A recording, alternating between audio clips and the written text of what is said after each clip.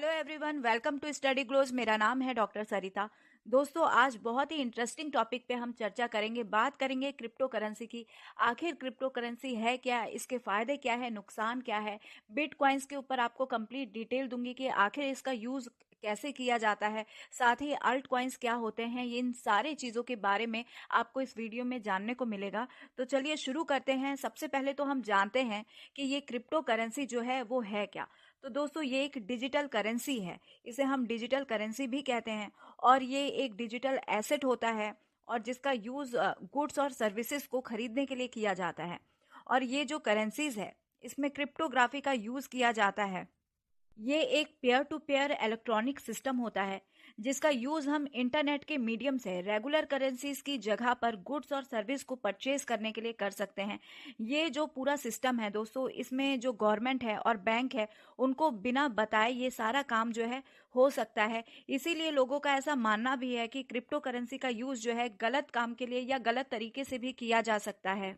आज वर्ल्ड में लगभग 1000 से ज्यादा क्रिप्टो करेंसी जो है वो एग्जिस्ट करती हैं और इनमें से कुछ ही हैं जो ज्यादा इंपॉर्टेंस रखती हैं। बिटकॉइन जो है ये दुनिया की सबसे पहली क्रिप्टो करेंसी है जिसे सतोशी नाकामोटो ने 2009 में बनाया था। बिटकॉइन जो है ये वर्चुअल करेंसी है, क्योंकि जो क्रिप्टो करेंसीज होती हैं ये वर्चुअल करेंसीज होती हैं। यानी कि बाकी जैसे डॉलर है और रुपी है, इन सबको हम टच कर सकते हैं, लेकिन जो बिटकॉइन है ये इनसे काफ़ी अलग होती हैं, क्योंकि ना हम इसे देख सकते हैं और ना ही हम इसे पैसों की तरह टच कर सकते हैं। बिटकॉइन को हम सिर्फ ऑनलाइन वॉलेट में ही स्टोर करके रख सकते हैं।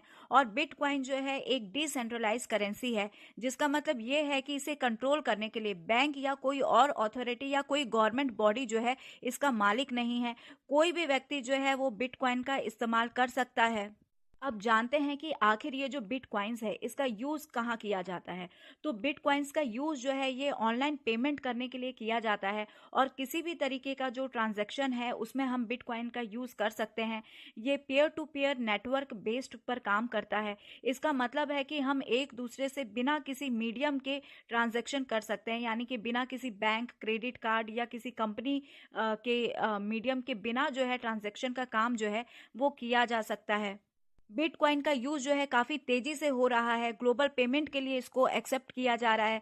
साथ ही जो ट्रांजैक्शन है इसमें काफी फास्ट भी होता है।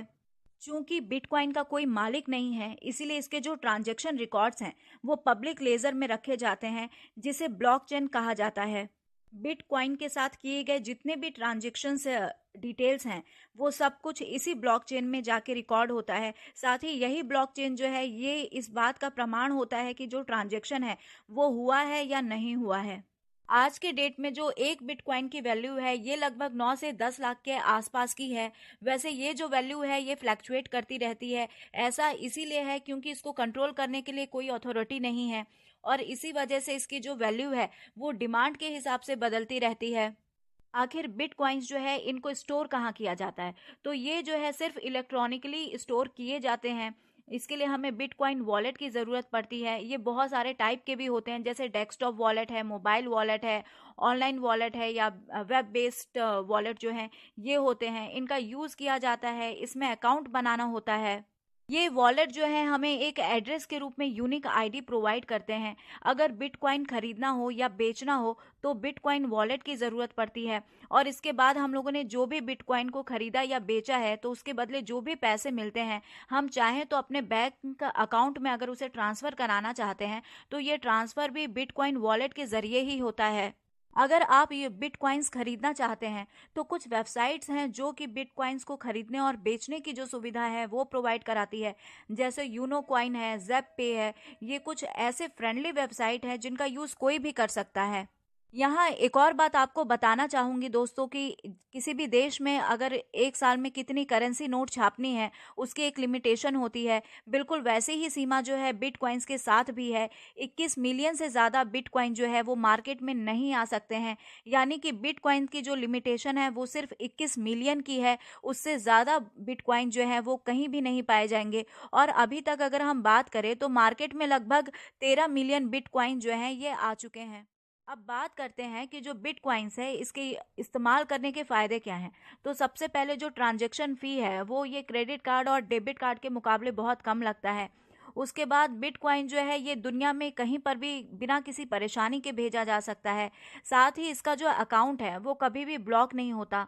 और अगर आप बिटकॉइंस के ज़रिए लॉन्ग टर्म इन्वेस्टमेंट करना चाहते हैं तो इससे आगे जो है वो काफ़ी ज़्यादा फ़ायदा मिलेगा। अब जानते हैं कि बिटकॉइंस या फिर क्रिप्टो करेंसी जो है इसके इस्तेमाल करने से नुकसान क्या है।